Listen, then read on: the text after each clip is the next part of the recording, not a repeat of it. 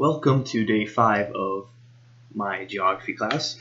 Today we're going to be talking about option F, which is food, health, and diseases.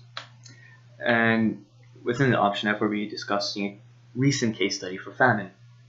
The case study which I've selected for this is the 2011 Somalia famine. Somalia is a country found in the Horn of Africa, a region in Africa which is already quite dry and eroded, a bit of desert. But usually it has 2 rainy seasons, which is enough for the population to produce food. It's enough rainfall for the agricultural industry to produce enough food for the population in Somalia.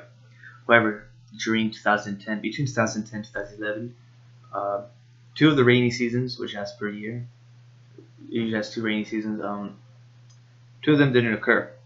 And these 2 rainy seasons are absolutely vital for Somalian agriculture in order to feed its people, and it didn't occur. So this meant that the people of Somalia wasn't able to produce enough food for its population, hence creating a famine. There are several aspects to, other than the lack of rainy seasons, which this famine was so devastating. First, Somalia didn't have any, or at least not enough, food reserves for its population to fall on a crisis such as what they experienced in 2011.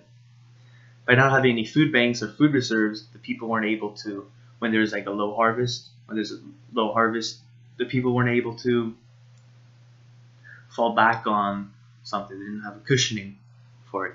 And if there were any food reserves or food banks, terrorist groups such as the Al-Shabaab seized them so that they could gain political power or just overall power within Somalia. Somalia has also been under heavy violence, heavy civil war throughout decades, and this,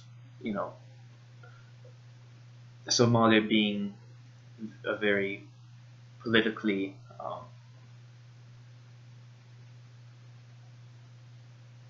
uneasy, unrested.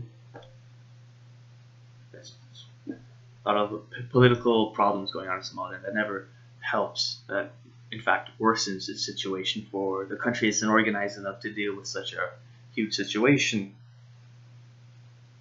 as well as food, foreign aid, such as the UN or something. Foreign aid wasn't able to reach Somalia, or they were able to reach Somalia, but they took very long to reach Somalia, and this didn't worsen the situation. It just didn't improve it at all. The situation in Somalia kept on worsening. Famine, people still dying, while food aid is arriving in Somalia. So the late arrival of the Somalian food aid, the food aid for the Somalians during the famine, could have prevented a lot of its casualties, could have eased the blow of the famine if they were to arrive earlier, but they arrived substantially late, and that never helps anybody. And so because of the Somalia famine, ways to deal with this was, either join one of the terrorist groups in order to receive the food aid. But what most of the population did was migrate to neighboring countries such as Ethiopia and Kenya, which weren't experiencing much. There were some parts, especially in the border of Somalia, they were experiencing some famine.